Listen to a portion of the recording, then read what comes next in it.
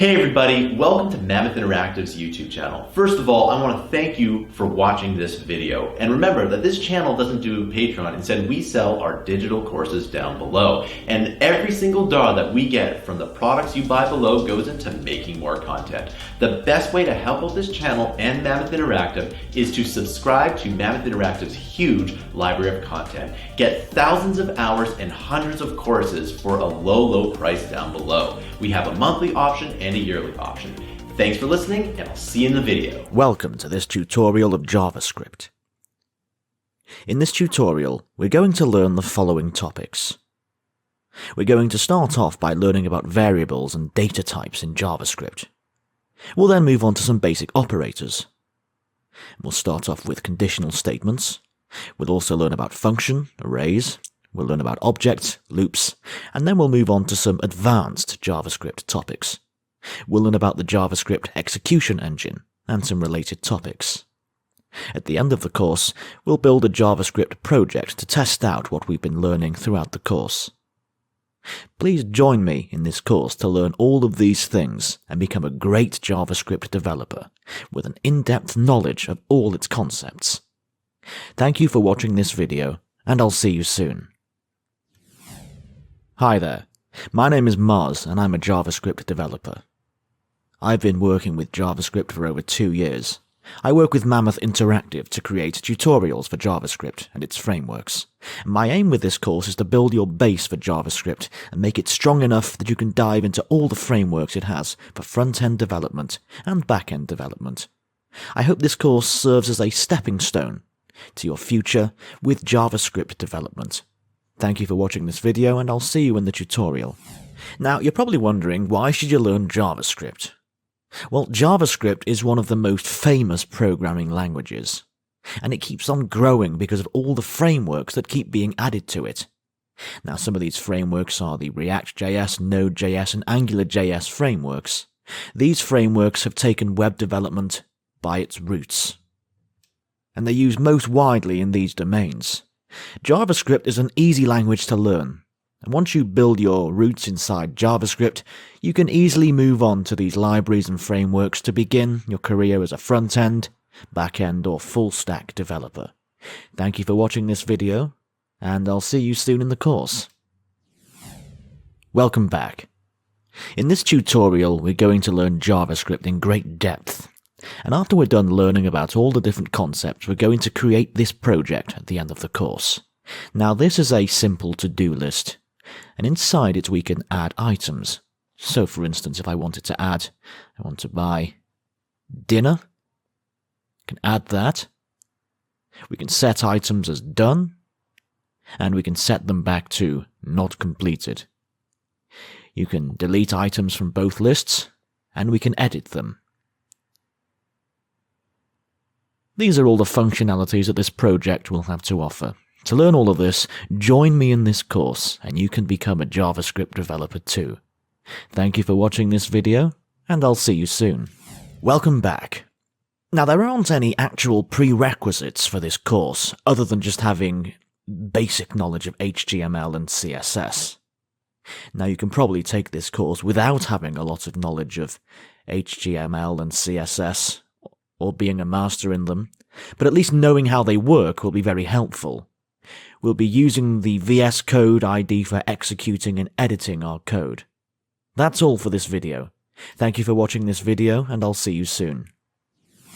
Welcome back. In this section, we're going to talk about variables and data types. So we'll basically start off with our introduction to JavaScript.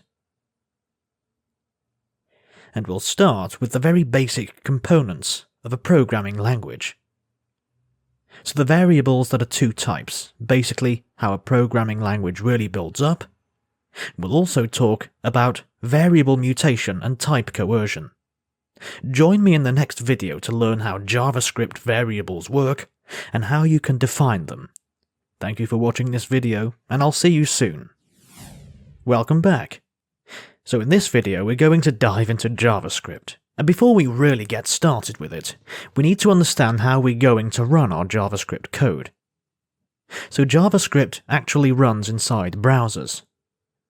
Every browser has its own JavaScript execution engine. The JavaScript execution engine inside Chrome is the Weird engine, which is open source. And it's the JavaScript engine that was embedded into Node. Does that mean that every time you have to run JavaScript code, you have to come into the browser and do something? Well, that's not the case. But we'll take this step by step. For now, here's how you actually execute code inside a browser. So for instance, a very simple statement will be console.log. Inside that, inside single quotes, we'll type hello, world. There you go. The browser executed that line of code and gave us hello world inside the console. So you could also do something like 3 times 515, 2 plus 5, 7. So this would, however, not really be a feasible way to work with JavaScript. Of course, what we're going to do is we're going to go into VS Code, the ID that I prefer using, but you can use any ID that you want. But there are some libraries inside VS Code that really help out when you're working with code. And I'll be using such libraries, of course. So inside VS Code, what I want you to do first is go into Extensions and search for Live Server. Now I want you to install Live Server because this gives us the functionality of hosting our JavaScript code inside an HTML page on just our machine. So once you have that installed, we'll of course look into how we're going to do that. Go back to your project. Let's close that out. And we'll create a file. We'll call it variables.js. We also have the need to create another file. I'm going to call this index.html. You're probably wondering why I have an index.html file. Well, JavaScript doesn't really run on its own, it has to be embedded inside HTML, so that the browser can understand where it is and start executing it. Of course, you can't just hand over an empty JavaScript file and expect that the browser will show you anything.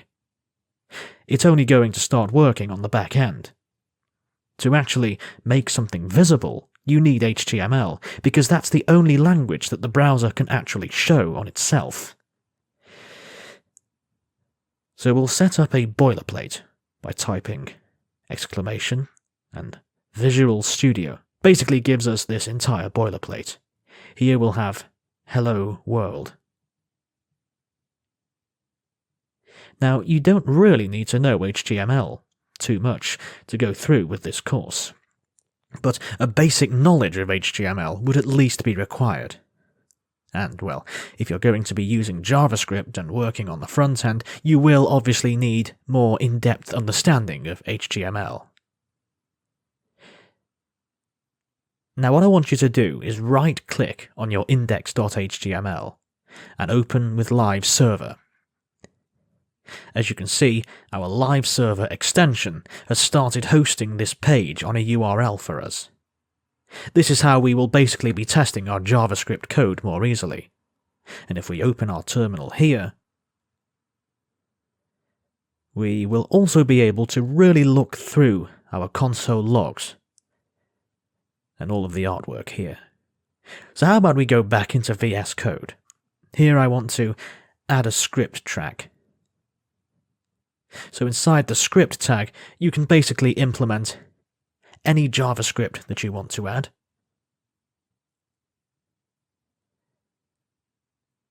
We'll pass in curly braces. Inside that we'll write console.log.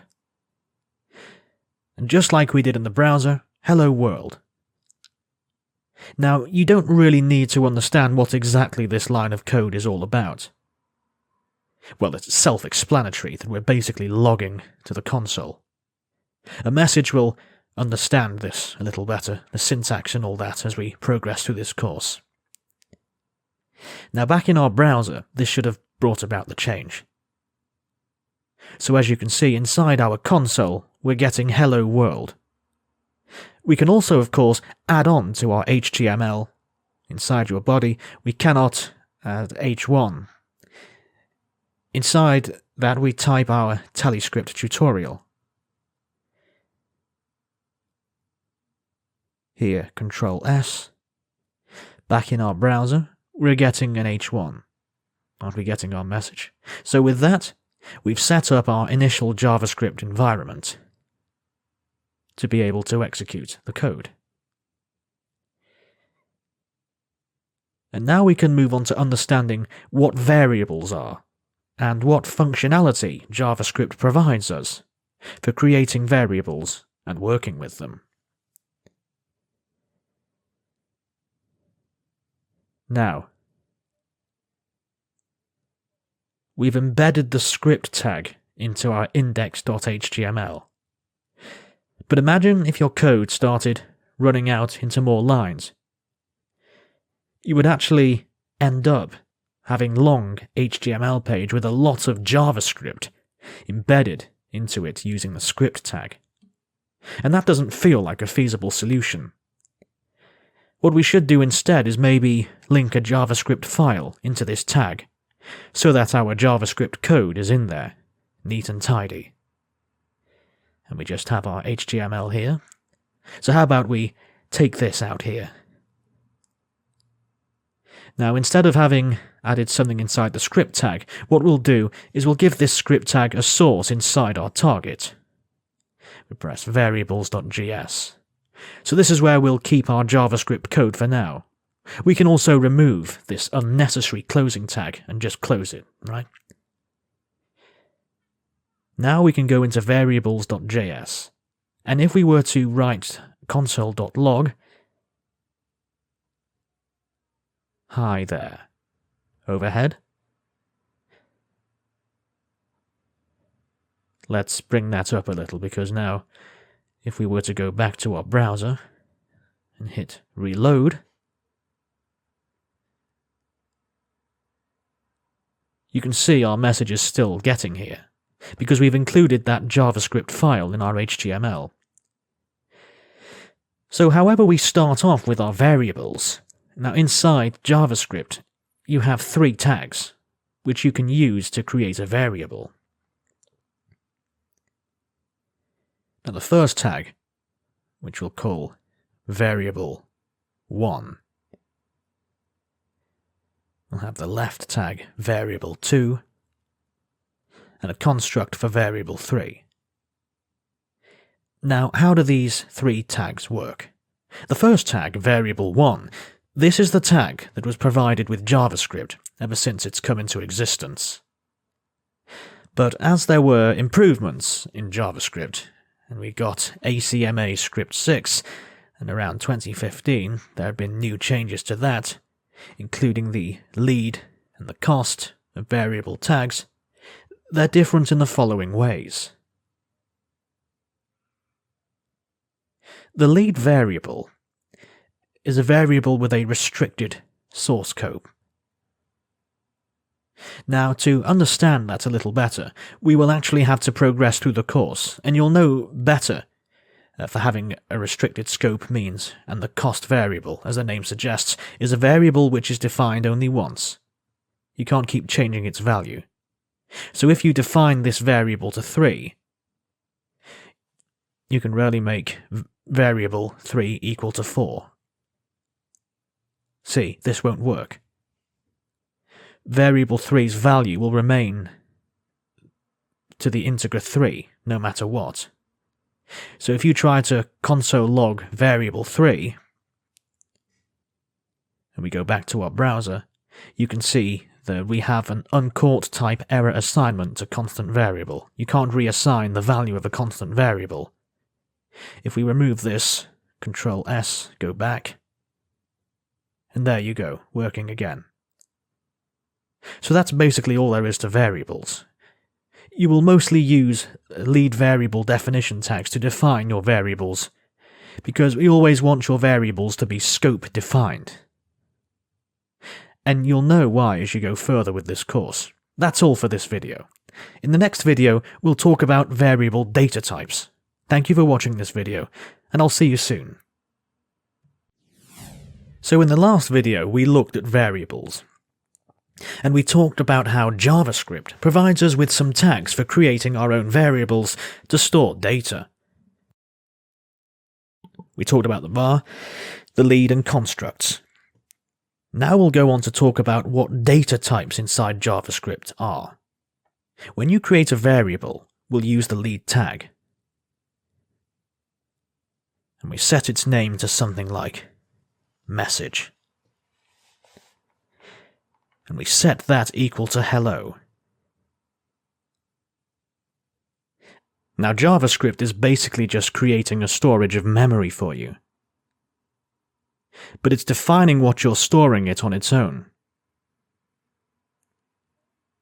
Unlike some other programming languages, like C++, where you have to actually define what sort of variable you're creating. For instance, you would have to set a string and call it message. And then you would have to set it to hello, a language that's not as dynamic as JavaScript. However, in here, when we send a message to hello, automatically set message's type to string, it would also work for lead number equals 5. If you hover over it, it sets it to number. Now this number, and inside the message's string, these are the data types of these variables. And these define what sort of data is currently inside your variable. There are other types of data, something like Boolean. So for instance, we had choice equals false. Now this stereotype is called Boolean. It can have a value of either true or false. So these are some of the 3 most basic variable types. Data types that you will be using throughout your programming experience. They are at the core of every programming language that you'll come across. So next, what I want to do is, I want to show you how you could create a list of these variables. But where did you expect with a lead message 2, message 3, message 4? Now, you could potentially do this to have a lot of messages or a lot of strings, but it would be a laborious task, and a waste of a lot of functionality that is being provided by JavaScript to you. Now take this out. We'll create an array of messages. And we'll set to side square brackets. We'll type message from Alexa. And we'll have a message from Mars.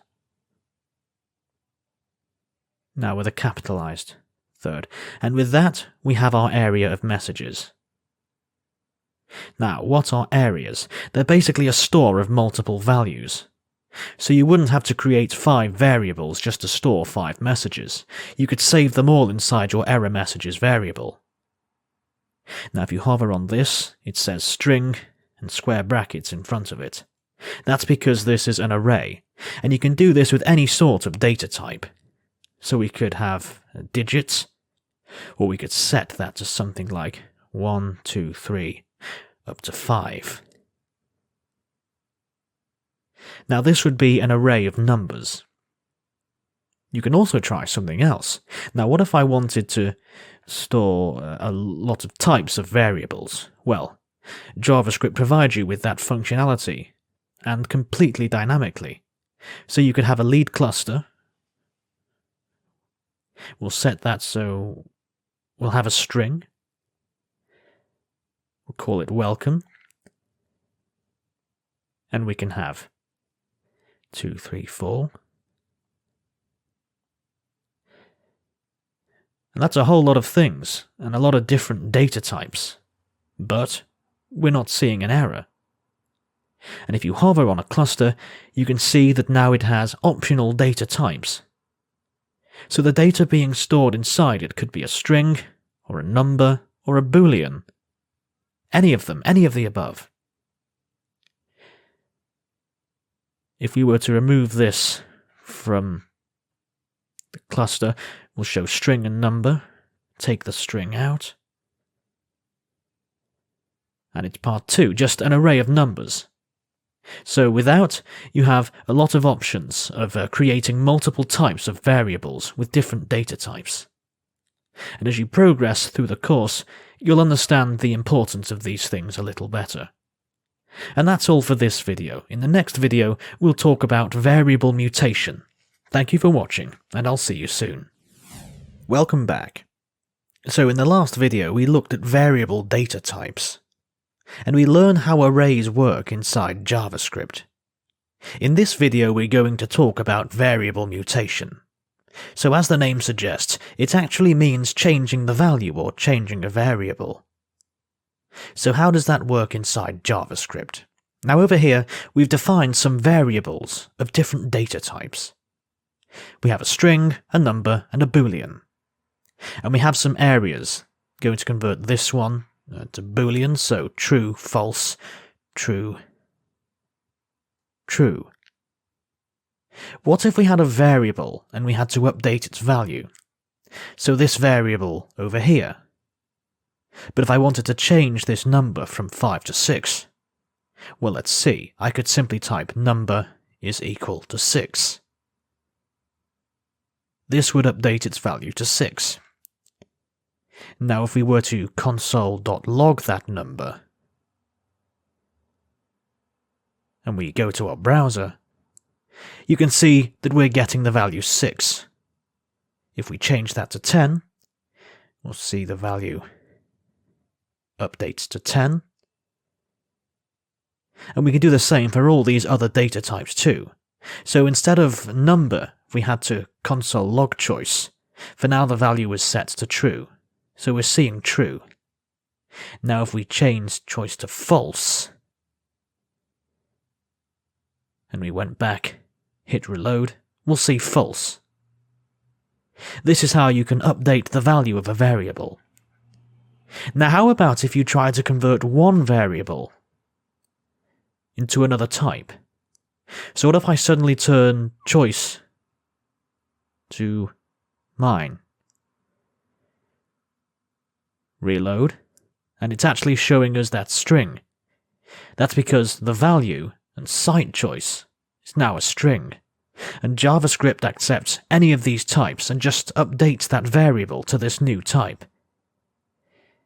And this new value, regardless of what it is, let's try something else. Now how about we create another variable here? We're going to call this variable let second number. We'll set that to number. And we'll have second number. So the value of the number at the moment is 10, and we've created a new variable second number. We hit reload, and it displays as 10. What if we were to change the value of the number to 11, here? Well, of course, we would see 11, because a second number is being updated with it. What if we tried changing the value of the number, and after that we change it to 13? Back here, second number still remains 11. Because it was only initialized with the value inside number, it doesn't constantly change to what the value inside this number is. So the second number stays constant at 11. And the sense start to change its value, we would have to change second number equals 0. So if we hit reload, we get a 0 overhead. We could also, of course, have made this a string, and it would still work with a string. What if we tried this with an array now? So if we have this digits array over here, and we create another array, so we'll have let secondary array. We'll set our 2 digits array, and we'll console log the secondary area. When we hit reload, we're seeing our secondary array being shown over here. Now what I want to do is, after this initialization, I want to insert digits, array.push.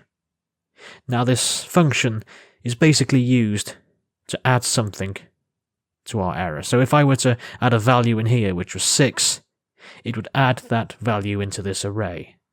So then 1, 2, 3, 4, 5, and 6 at the end. Now I'm making these changes to a digit. How about we show digits over here? And if we hit reload digits, it now has 6 values inside it. And it's of length 6. What if I were to display secondary here? Now, like in a variable, this shouldn't change its value, because it was initialized with digits array.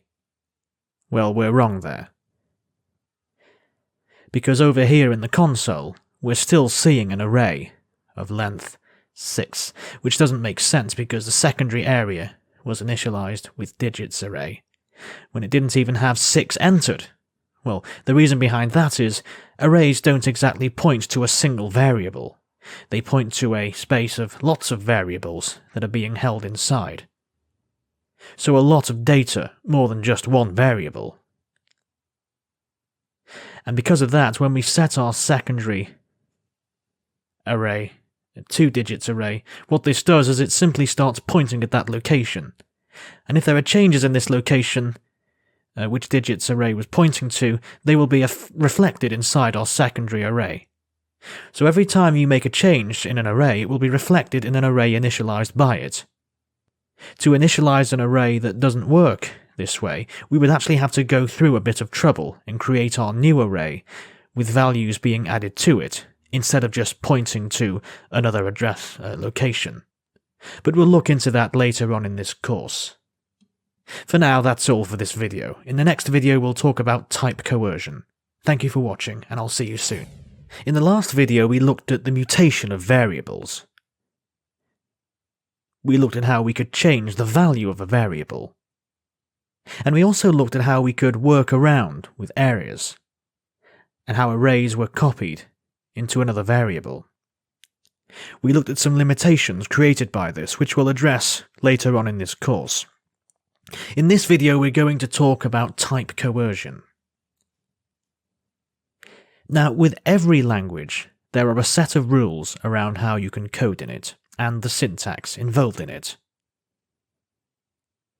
Some languages, they have softer rules about type coercion, such as JavaScript, and some have much harder rules, such as C++, and other programming languages, which don't allow you to really convert variables of one type to the other. So to put that into practice, in JavaScript, or in C++, for instance, you wouldn't be able to create, let's create a variable. Actually, we already have enough variables here. So in JavaScript, when you type choice equals number, these two variables are here. Now a choice was actually a string. Actually, choice was a boolean. Yeah. So we converted that to a string by putting a string inside of it. And now what we're doing is we're putting a number in it. If you were to do this in a language with harder rules, it wouldn't allow you to. It would give you an error and ask you not to perform an operation where you're using two different variable types, trying to convert them, or trying to copy one into the other. You could also do something like number plus choice. Now this still works. And this makes no sense, if you think about it, because this is a number, this is a string or a boolean, which has been converted to a string with JavaScript. When you give it an operation, like this word thing says, instead of saying that it can't do anything about it, what it does is it tries to figure out what it could do about it. So for instance, in this case, if we were to console log choice, let's go into our browser and see what we get, console log. So what we're getting is 11. Now, what's going on here seems like JavaScript took both those variables, converted them into one string. And that's what you're basically getting here. So JavaScript's answer to getting multiple types of variables was to convert them all into a string and make them just one string? What if you did it with a Boolean? So if we didn't change choice to 9, a string, and we simply read a number plus a Boolean, well, back in our terminal, we're getting 12. Now why is that? That's because our number was 11. And choice was a Boolean of true, not true signifies 1 in programming languages, and false is always 0. So if we turn this to false, we would get 11. So here it's not really using strings, it's converting both. And actually not converting, it's basically just using the Boolean value of what it is. And billions are actually stored as zeros and ones aren't? Well, another situation that arises is, what if I try to add an array and a variable?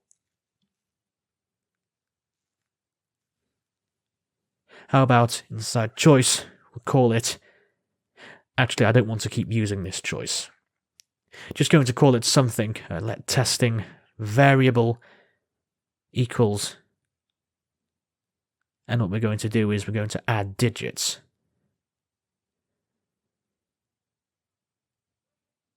We're going to add a number to it. So this was a number, an array of numbers. A number is also a number.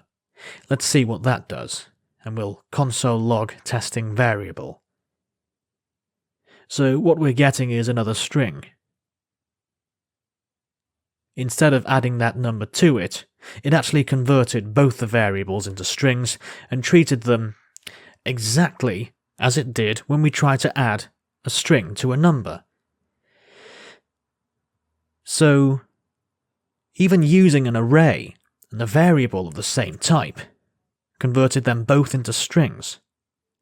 So on JavaScript, and this was actually the easy way out of it, basically, when it doesn't know how exactly to treat things, it just turns them into strings, converts them into one variable, and gives you back that variable.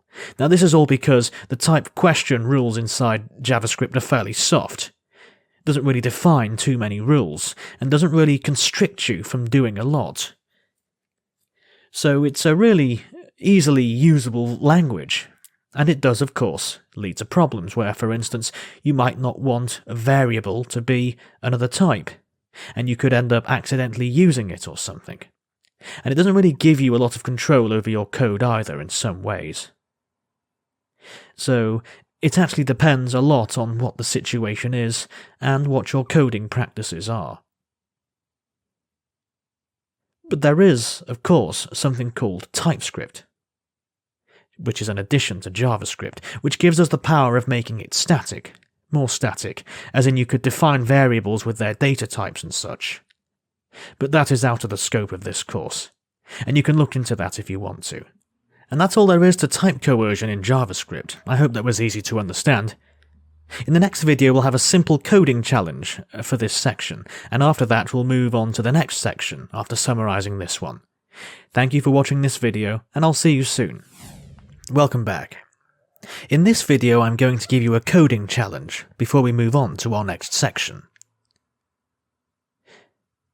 So to summarise all the knowledge that you've gained in this section, and all that we learned about variables, data types, and all of those things, I want to summarise all of that into one simple task.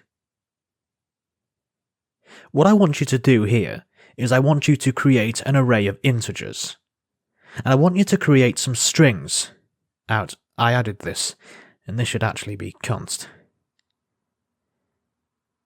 So you have to create strings of const type. So when I say that, I mean the const variable tag. And I want you to add those into that first area of integers, and then console, log them with a message being printed before, and that same console log shouldn't be that hard to figure out, but it will summarize what we've been going over in this entire section. Try it all out yourself at first, and if you can do it, I'll have the code of the solution in the next video. Now this one is actually a really simple task. But this will always go with some basic tasks in every section to summarize what we'll be learning. Thank you for watching this video, and I'll see you soon. So in the last video I gave you a really simple coding challenge. And we're supposed to implement a few things, such as an array of integers, some constant strings being pushed into it, and then console logging it all with a message. I hope you were able to do this, and even if you weren't, that's perfectly fine. So let's get started with this. The first thing we have to do is create an array, so we'll have an array of numbers. I'm just naming ID numbers, of course, don't necessarily have to have that in the name. And now we'll have square brackets. Inside that I want some even numbers. Again, not exactly what I asked for, but I'll just start even numbers. After that, we'll have some constants. So a constant is 1, which is equal to 1. A constant is 2, set that as equal to 3. Now I have to push these into the array. So the array numbers will have a push function. We saw this in one of the videos. And I'll push S1, and S2, 00. And after that I just had to console log these things. Console.log, our array of numbers.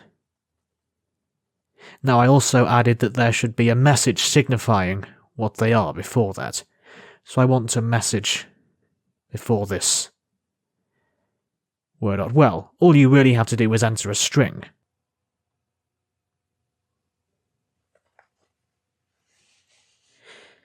So we can pretty much console log as many things as we want using JavaScript. To test this out, whether it works, let's go to a browser. Inside our browser, as you can see, we have our message. This is our array. Then we have our array, which are our 4 digits, and then the 2 constant strings pushed into it.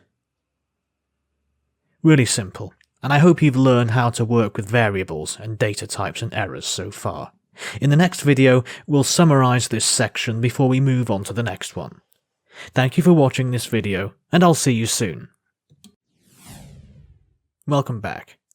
So in this section we've been going over the very basics of JavaScript, how we can define variables, what variable data types are, and conversions between them. We also went over arrays, so the contents of this section were variables, data types, variable mutation, and type question. We went over each and every one of them in some detail, and I hope that by the end of this section, you at least understand what's been going on in these videos before we move on to the next one. The next section will talk about operators. Thank you for watching this video, and I'll see you soon. Welcome back. In this section we're going to talk about operators. We're going to go with the basic operators in JavaScript, and we'll talk about operator precedence, and then we'll have a coding challenge to see whether or not you have a grip on the concepts we've learned throughout this video. In the next video we're going to start off with the basic operators in JavaScript.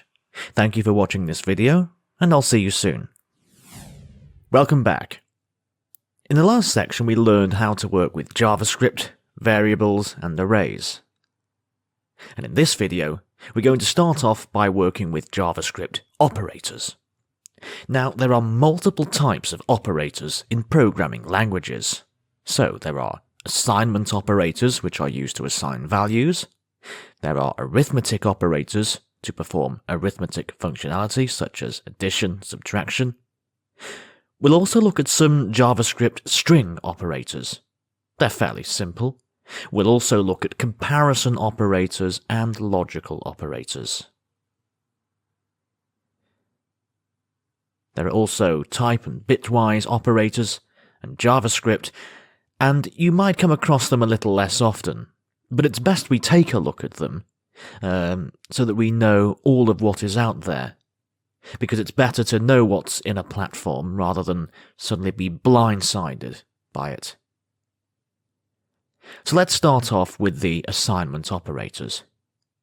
Now, we've already looked at these in a way where, for instance, we had variables like we had let number equals 5. Here is equal to, this was the assignment operator. It was assigning a value of 5 to our number to assign values. You might be thinking, well, there goes the assignment operators. That's all there is to it. But, well, what if you wanted to add functionality while assigning a value? Now, what if we had to do something like, let's take a variable, and we'll call this knob not2, and it has a value of 6. Now we want to add number. Well, I'll call this num1 to make things less confusing. What if I wanted to add num1 to num2? Now I could do number 2 equals number 1 plus number 2. Now that would actually add both of these numbers and assign num2 with the value, or the sum of 5 and 6, which would be 11. But what if you wanted to shorten your code? Because writing this entire thing out all of the time, it can take up some time. So with JavaScript and some other programming languages, you get some sort of ease in doing operations and such. So a much simpler way to do this is plus equals num1. Now how about we console log this, console.log num2, so that we can see what's going on back in our browser. We're seeing the value 11, so console.log num to console log 11. And we're using this assignment operator. What if we tried something else? What if we had a minus here? Well, if minus num1 from num2 and initialize num2 with that value, here we can see 1 because we're getting 6 minus 5. We can do the same with multiply and divide, so it works in all of these cases.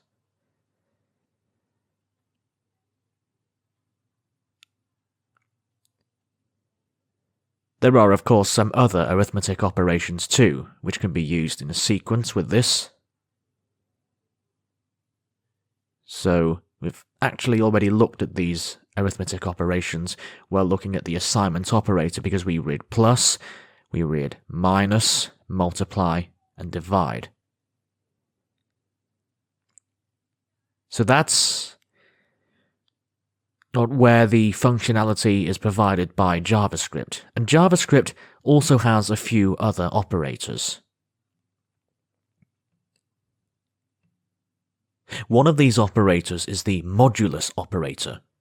The Modulus Operator, by giving a person sign, gives you the mod of that number. So if we had 6, actually I want to do this, number 1 mod equals 2. And we went into our console, num1, we would see 5, because if you take 5 mod 6, you would get 5. What if this number was 7? But you'd get 1. It also gives us the double star operator, which is the exponentiation operator. It basically will give us 7 to the power 6. So if you hit reload, that's the value. Let's make it a little simpler in case you're as bad at math as I am. And let's get to power of 3, hit reload, and 8 it is. There are, of course, some other article creators too. Let's remove this for now, and we'll have number 1, number 2, number 1 is 2, so we'll set that value to, now 1 is equal to plus equals 1. Now essentially over here, without declaring a variable, I'm actually just increasing the value of num by 1. I could do it for 599, whatever I want. I just want to add that to num1 without having to write equals num1 plus 99. So all of that down to plus equals. However, there are some instances where you want to, for instance, you just want to build. Now you could type plus equals to 1, but JavaScript makes even that a little easier in some scenarios. For example, inside loops, which we'll study later, where you just want to increment the number by 1 in every iteration, you can just type plus plus. Now if we were to console log num1, its value would be 3, because we added 1 to it. We can keep doing it num1 plus plus, and it would keep working. We could also do minus minus, so it should be back to 2 because we added 1 subtract 1, and that's pretty much it. So that's all there is to arithmetic operators. Now let's move on to JavaScript string operators. Now because you'll be working with strings, often JavaScript provides us with some ease of working with strings. It gives us the operator plus. Now combining strings will be a big hassle if we don't have this operator. Let's try it here. We'll have let var1 equals hello, and we'll have let r2 equals world. Now, if we wanted to combine these two, all we would have to do is let var3, or 3 equals y1 plus var2. So if I console log this variable 3, back in our terminal, we're getting hello world. This is a little awkward though, we don't have a space between that. What if I want a space between these two? Well, I could of course just add a space here. Or how about I add another thing here? I'll add a space plus for 2. Now if I tried it, we have a space between hello and word. So these are the string operators provided to us by JavaScript. Other than that, we're also given comparison operators. Now with comparison operators are used to, as the name suggests, compare two different variables or two different statements. Now to test these, without actually having to go through some of our more advanced things like if statements and all of that, which we will look at in some later videos, let's try console logging.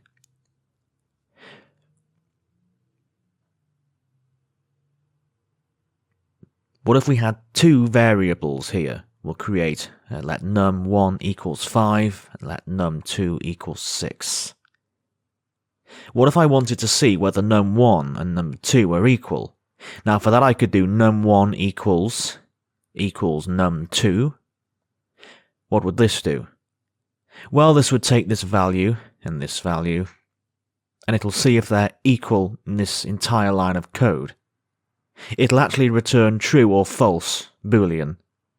Instead of doing it here, of course, I should just create a variable Boolean. We'll set that to num1 equals num2. We'll console log Boolean here. Back in our terminal, we get false, because 5 and 6, well, they're not the same if they were both 5. Now, we get through this, can apply many other situations too, such as if these two word strings are a string of 5 and 5, we're getting another true.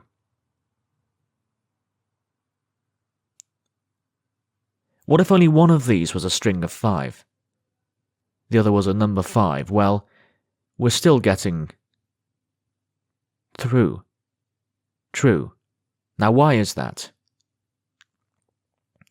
Why is JavaScript not considering that one of these is a string and the other is an integer? Well, JavaScript, if you use just 2 equals 2, it only considers the value of these. It can convert a string to a variable of a number type, or the number to a string, and compare those two on the same level. But if I add another equals to here, now if we go to our terminal, it gives us false. In JavaScript, we have this third one to make sure that different types of variables being compared don't give a true boolean on being compared.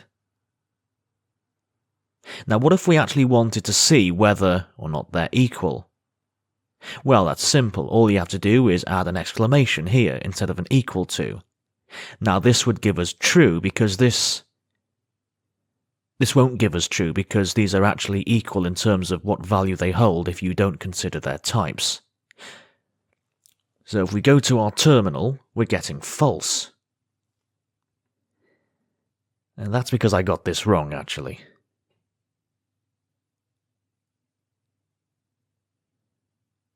We want to make sure they're not the same, but they are the same. So a statement about them not being the same would, of course, be false, saying that they are the same. But what if we added something else to this? Well, we want to make sure that we take type into consideration. So here's another equal to. We go back to our terminal, hit reload. We're getting through because now they're not the same. That was two of our most basic operators. We also have some other operators, such as arithmetic operators that you must have seen. I will make this just a 7 for now. Is number 1 greater than num2? Well, we can check that by reloading. True. Num1 is in fact greater than the number 2. What if it's smaller? No, that's false. We also have the equal to operators where if we had 7 and 7, this would give us true, but if we remove this now, it's false. Because it's not less than, it's equal. Now these are some basic mathematical operations that we get with JavaScript, and for comparing values, there are some other operators too. And they're called logical operators, and you'll be using them quite often.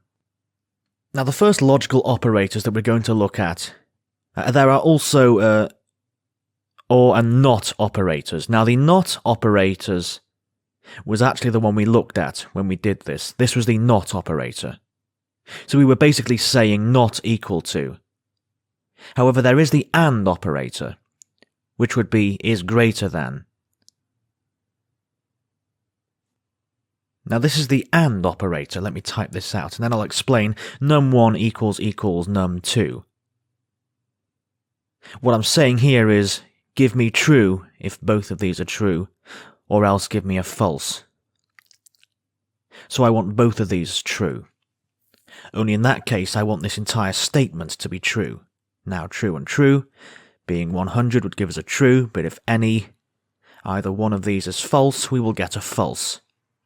That's how these logical operators work, and as logical gates to, if you've heard of the and or not, or gates. Now this was the AND operator. Here if we went back, we hit reload, we get false. Because no 1 is not greater than num2, even if it is equal to num2. What if we had an orange? Now this is the OR operator. If on this we were to hit reload, we get true, because even if this is false, this is true, so we're still getting a true. We also have some other operators. They're called JavaScript type operators. Now, the only one I want to look at is type of. We'll wrap this boolean inside our type of operator and console log it, so if we hit reload, we're getting boolean. This operator pretty much gives us what type of variable we've been using. With that, we've looked at all the operators that are provided with JavaScript, and we can play around with them to create different types of functionality according to what our use cases are. In the next video, we'll look at operator precedence. Thank you for watching this video, and I'll see you soon. Welcome back. In the last video, we learned about JavaScript operators of various types, some arithmetic assignment operators, and the types of operator too. Now in this video we'll talk about operator precedence. Operator precedence basically refers to the priority given to operators. When you're executing a statement or passing it, some operators actually have a priority over other operators, whenever a statement of some particular language is being executed. Now, to correctly be able to get the results of a statement, or for writing mostly mathematical statements, you have to understand what operator precedence of JavaScript actually is. Now, operator precedence, of course, takes into consideration how normal mathematical operations work. So, for instance, if we had a statement, and let's create a new variable here.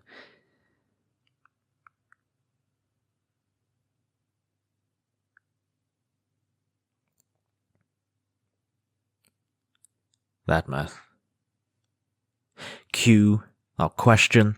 I just started a question. We have 1 plus 2 minus 3 multiplied by 4. Let's actually simplify that a little for now. What we do have 1 plus 2 and multiply it by 4. Now, mathematically, we have multiplication going first, then we have addition. So this should give us 4 times 2 plus 1. So it should be 9. However, if we look from left to right as a language, considering a language that couldn't understand that, it would have given us 1 plus 2, then gone on to the multiplication, then gone on to the 4. So it would have given us 1 plus 2, which is 3, and times 412. Now that's how left to right solution would give us 1230. What happens if we console log this math question? We'll comment this one out. Now, as you can see, we're getting 9. That is unlike what we would expect from a language that doesn't understand how mathematical rules work. But this code does actually understand it. Now, this doesn't, of course, limit to just these mathematical operations, but of course, it also has the bracket operators entered. So if we did this, then we would, of course, get 12. Because now we've forced it to do this part of it first. Now, these brackets, the grouping, this has the highest priority in any operation. There are, of course, other types of operators, and they have their own precedence, such as the exponential multiplication, division, remainders, subtraction, and some other operators such as right shift, left shift, that we haven't really looked at because they were bitwise operations. And going too deep into that, well, it involves having to understand how binary values work, and that is not really the scope of this course. But from this, you can at least understand that JavaScript considers operator precedence and takes that into account. Now, the rules of operator precedence in it, of course, are when we have the highest 4 brackets, then we have our dot operators, which we'll look at. It's actually this operator, such as this console.log, this actually has the second highest precedence. We then have our box operators, which are used to access areas. In case we've skipped that up, let me just create an area real quickly. Era equals. So if we had this box of arrays, 1, 2, 3, 4, we could essentially access just the first index offered with a 0. Now this, of course, starts with a 0, or it's like 0, 1, 2, 3. Indexing always starts from 0 in programming languages for errors. So if we had a 0, we would get 1, and for 3, we should be getting 4, because this is the third index.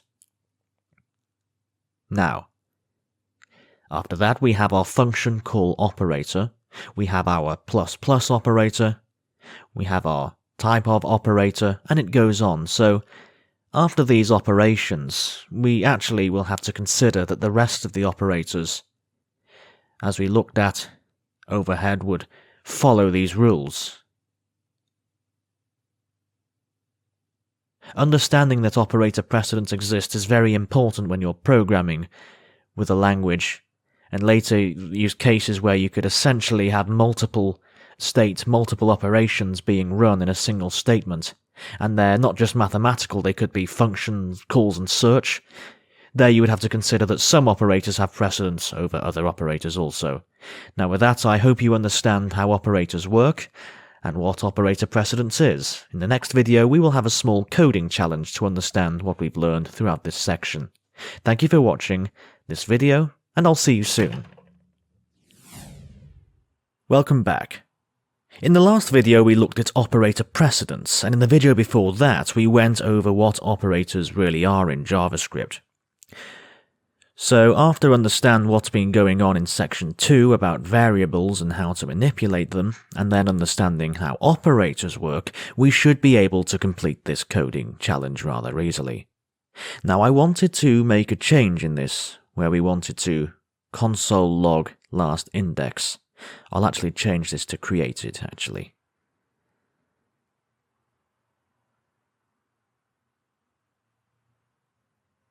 Yeah, just greater. I'm going to actually make this not the last index, x3. There's less than, or x1 is less than x2. Now this is what I want you to console log. I want you to compare x1 and x2, and console log that after greater. So, or should this be lesser? Yeah, that makes more sense. So, x1 is less than x2, and we'll get a true or false boolean, of course. We should be able to work with this. This is a small, complex mathematical world. Not as complex, just an equation, which you can easily do using all the operators we've learned. And we'll actually be replacing these x's with these values, and I want you to write 3 variables for x1, x2 and x3, and save these values in them, then push them into an array console, log this, and we should be done. Shouldn't be that hard after all that we've learned, but if you do face a problem, it's perfectly fine. We'll go over this in the next video to learn how we can make a quote for this. Now I would suggest that you try this on your own first before you watch the next video. Thank you for watching this video, and I'll see you soon. Welcome back. Now in the last video I gave you this coding challenge to try on your own, and I hope you did.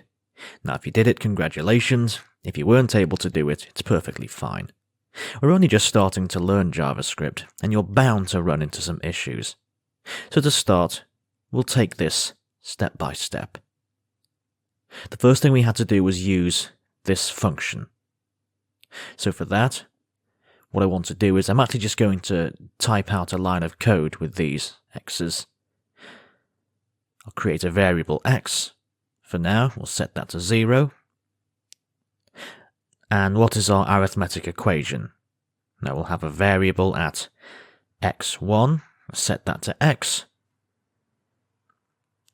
We multiply that. We put that to the power of 2. Then what we do is we are 3 times x to it, and then we just subtract 2. Oh my god. 2 by 3 from it. Now this over here. This might make sense in mathematical equations, but to our program, this won't actually make that much sense. So instead what we're going to do here is we're going to add a multiplication operator.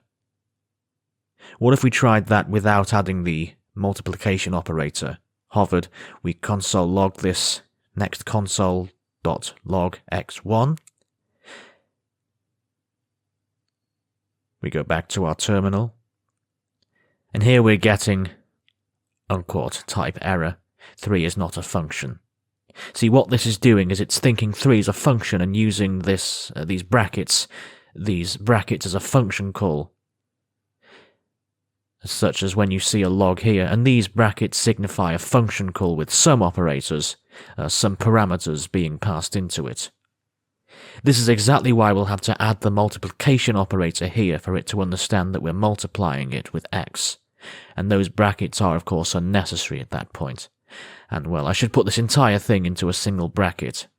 So we have x power 2 plus 3 times x minus 2 by 3. Now, I keep calling this a power. But is this exactly how we learn to do it in JavaScript? Of course not. We have the double asterisk. This is what gives us the exponential operator. Now when I hit save, here you can see I have Prettier installed. Now, Prettier is a really useful tool. You can find it in extensions. You just have to search for Prettier here. What it does is it formats code for you whenever you hit save. So I would suggest installing this, and then you would just have to turn on format on save from your settings. Was it removed these brackets because it deemed unnecessary? Also remove these brackets. Now, why is that? Well, it's because of operator precedence. No way is any of this going to happen before this entire thing has been calculated. And this has been calculated because this operator has a higher precedence over the multiplication operator. And these two, of course, have higher precedence over the addition, subtraction, and all the other operators. And so there's the division operator. It will, of course, work before any of the other addition or subtraction operators. So now if we were to console log this, we would of course get -2 by 3 in this format. So what I want to do now is I want to make the next step, an array with the values x1, x2, x3 being used here. Now the easy way would be I can just copy this entire thing, and I can make two more variables, get this out of the way. Here we replace these x's with 1, 1, 2, 2, 3.